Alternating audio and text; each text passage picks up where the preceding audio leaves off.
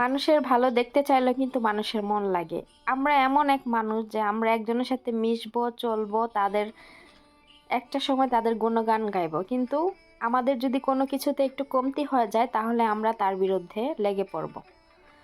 আসসালামু আলাইকুম, কেমন আছেন সবাই? আলহামদুলিল্লাহ আমি অনেক ভালো আছি। চলে আসলাম আপনাদের মাঝে নতুন আরেকটি ভিডিও নিয়ে। ভিডিওটি ভালো লাগলে সবাই লাইক, কমেন্ট, শেয়ার করবেন আর আমার চ্যানেলটি প্লিজ একটু সবাই সাবস্ক্রাইব করে দিবেন। আর আপনারা কী ধরনের ভিডিও আমার কাছে দেখতে চান অবশ্যই কমেন্ট বক্সে কমেন্ট করবেন। আমি ইনশাআল্লাহ সবার কমেন্ট নিয়ে রিপ্লাই ভিডিও বানাবো। তো আমরা বাংলাদেশিরা এমন এক মানুষ, সারাদিন বাসায় বসে বসে আমাদের কোনো কাজ থাকে না। আমরা কার বাসায় কি হচ্ছে, কে কী করতেছে, এগুলা নিয়ে আমরা সবসময় বেশি পড়ে থাকি। আর সবচেয়ে আমাদের মধ্যে খারাপ কি জিনিসটা, আমরা একজনের সাথে একজনের ভালো সম্পর্ক আমরা দেখতে পারি না। আপনি দেখবেন যে একজনের সাথে আপনার সাথে আমার ভালো সম্পর্ক, কিন্তু আপনার পাশের থেকে একজন সেটা মেনে নিতে পারতেছে না। কেন পারতেছে না? যে আপনার সাথে তার কেন ভালো সম্পর্ক থাকবে। সে ভাবতেছে যে তার সাথে এর সাথে এর ভালো সম্পর্ক, কিংবা আপনার সাথে আমার ভালো সম্পর্ক, আপনার সাথে আমার কিভাবে দ্বন্দ্ব লাগিয়ে সেই সম্পর্কটা নষ্ট করে সেই সম্পর্কটার মাঝে সে ঢুকে পড়বে। কিছু মানুষ এগুলো নিয়ে ব্যস্ত থাকে। বাংলাদেশ ছেড়ে বাহিরে আসছি, আমার মনে হয় আলহামদুলিল্লাহ অনেক বেশি ভালো আছে এখানে। কারণ আমাদের দেশে বেশিরভাগ এগুলোই হয়ে থাকে। কারোর সাথে কারো ভালো সম্পর্ক দেখতে পারে না। কেউ একটু ভালোভাবে চললে তাকে তাকে দেখতে পারে না, তাকে নিয়ে সমালোচনা শুরু করে। আবার কেউ যদি একটু খারাপভাবে চলে তাকে নিয়েও সমালোচনা করে। আপনার বাসায় ভাত নেই, আপনার পাতিলে ভাত নেই, আপনার ঘরে বাজার নেই, সেটা নিয়েও তারা কথা বলবে যে আপনি আপনার বাসায় ভাত নেই, খাবার নেই, আপনি এইভাবে চলাফেরা করেন। আবার আপনার ঘরে ভরপুর বাজার আছে, আপনার ঘরে ভাত আছে, আপনার ঘরে অঢাল খাবার আছে, তারপরও মানুষ আপনাকে নিয়ে সমালোচনা করবে। কেন জানেন? কারণ আপনার ভালো তারা দেখতে পারে না। তো কিছু মানুষ আছে যে কার পেছনে কে লেগে থাকবে সেই ধান্দায় থাকে। কেন? আমার সাথে তোমার ভালো সম্পর্ক আছে, থাক না। আমার যোগ্যতা দিয়ে আমি তোমার সাথে ভালো সম্পর্ক গড়ে তুলব। আমি কেন আরেকজনের সম্পর্ক নষ্ট করে আমি তোমার সাথে ভালো সম্পর্ক করব? ওই সমস্ত মানুষের কাছ থেকে সব সময় দূরে থাকতে হয়।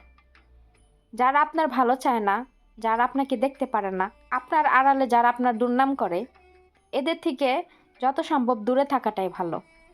একটা সময় মানুষের সাথে অনেক বেশি মিশতাম, অনেক বেশি কথা বলতাম, আর এখন মানুষের সাথে অনেক কম মিশি, অনেক কথা বলি। বিশ্বাস করেন, আমার জীবনে কোনো বান্ধবী নাই। কেন আমি বান্ধবী বানাই না? হ্যাঁ, ছোটবেলায় অনেক বান্ধবী ছিল, এখন তাদের বিয়ে হয়ে গেছে, তারা তাদের সংসার নিয়ে ব্যস্ত। তাদের সাথে কথা বলি না, মিশি না, কারণ যার যার সংসার লাইফ নিয়ে সে ব্যস্ত। আর মিশার সময়টা কোথায়? আজকে 9 বছর ধরে প্রবাসে পড়ে আসছি, প্রবাসে এই দিন কাটাচ্ছি। বাংলাদেশে 2 মাসের জন্য ছুটিতে যাই, 2 মাসে ফ্যামিলিকে টাইম দিব নাকি অন্য কোথাও? আর আমি সোশ্যাল মিডিয়াতে এসে এত কথা বলি, আমি যে এখানে ব্লগিং করি, এটাই তো অনেক বেশি আমার কাছে। কারণ আমি মেয়ে যে এগুলো পারবো সেটা আমি কখনো কল্পনাতেও করি নাই, যে আমি মেয়ে ব্লগিং করব, আমি সোশ্যাল মিডিয়াতে কথা বলবো, আমি আপনাদের এত ভালো ভালো কমেন্ট পাবো। এই জিনিসটা আমি আশা করিনি, কিন্তু হুট করে হয়ে গেছে। আমার চ্যানেল খোলার অনেকগুলো কারণ আছে। আমি সবার ভিডিও দেখি, আমার হাতে যেহেতু একটা দামি ফোন আছে, সবার ভিডিও দেখতে দেখতে একটা সময় আমি অতৃষ্ট হয়ে যাই। তো আমার মনে হয় যে এদের মতো কেন আমি পারবো না? আমার মাঝে কি কোনো প্রতিভা নেই? অবশ্যই আছে। আমি এদের মতো কাজ করতে চাই, এদের মতোই করতে চাই। আমি অনেকবার চ্যানেল খুলেছি, কিন্তু আমি যে প্রবাসে আছি এই জিনিসটা আমি সবার কাছে প্রকাশ করতাম না। কিছু সংখ্যক মানুষ জানতো। তো এটা নিয়ে আমি অনেক লজ্জাবোধ করতাম যে কে কি বলবে। আসলে প্রবাসে যারা আসে এদেরকে নিয়ে অনেকে অনেক বাজে মন্তব্য করে, এটা যার যার মন মাইন্ড। তো এগুলো এখন অভ্যাস হয়ে গেছে।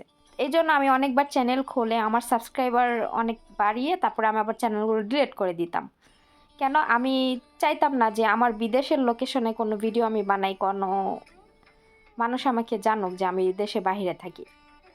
তো যেহেতু আমার দেশের বাহিরেই আজকে আমি 9 বছর ধরে পড়ে আছি, বাংলাদেশ ছেড়ে, পরিবার ছেড়ে, আত্মীয় স্বজন ছেড়ে, তো আমার এখানে আমি আর কতদিন আছি আমি বলতে পারি না। আল্লাহ আমাকে যে কদিন ভাগ্যে রেখেছে আমি সেই কদিন এখানে থাকবো। এই জন্য আমি ডিসিশন নিলাম যে না, আমি এখান থেকে ব্লগিং করি।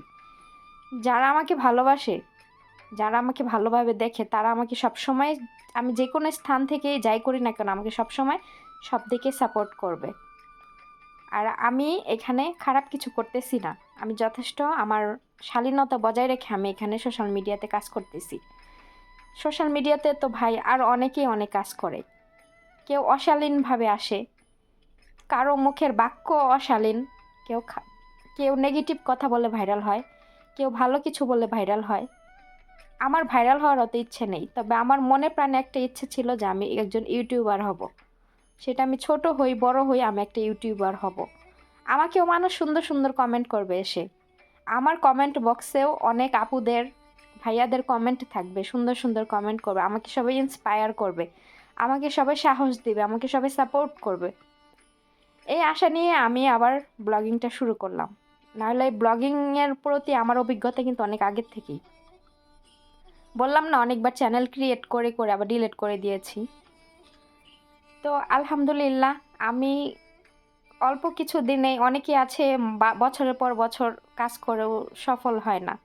আমার চ্যানেলে ভিউ যাই আসুক না কেন, আমি এতেই অনেক সন্তুষ্ট আলহামদুলিল্লাহ, যে আমাকে সবাই দেখে। আমি যে এখান থেকে আমার আর্নিং করতে হবে এমন কিছুই না, আমার জাস্ট ভালো লাগার থেকে আমি চ্যানেলটা খোলা। এই যে সারাদিন কাজ করে যখন রাতের বেলা রুমে যাই, রুমে গিয়ে যখন আপনাদের কমেন্টগুলো পড়ি, সুন্দর সুন্দর কমেন্ট, আমার এত ভালো লাগে যে আমাকে আপুরা কতটা সাপোর্ট করে। আর শুরুর থেকে কিছু কিছু আপু আমার সাথে আছেন, তাদেরকে অনেক অনেক ভালোবাসা, যে আপনারা শুরুর থেকে আমাকে দেখতেছেন, আমার পাশে আছেন, আমাকে এত সুন্দর সুন্দর কমেন্ট করে আমাকে উৎসাহিত করতেছেন, তাদের প্রতি অনেক কৃতজ্ঞ। তো আপুরা এভাবে আমাকে সাপোর্ট করে যাবেন, আমি যেন আরও সামনে আগাতে পারি। আর যেহেতু আমার স্বপ্ন আমি একজন ইউটিউবার হব, তো আমাকে সবাই এভাবে একটু সাপোর্ট করবেন, যাতে আমি আসলে আরও সামনে আগায় যেতে পারি, আমার স্বপ্নটা পূরণ হয়। সবাই আমার জন্য দোয়া করবেন। তো আজকের ভিডিও এ পর্যন্তই। সবাই ভালো থাকবেন, সুস্থ থাকবেন, দেখা হবে নেক্সট ভিডিওতে। আল্লাহ হাফেজ।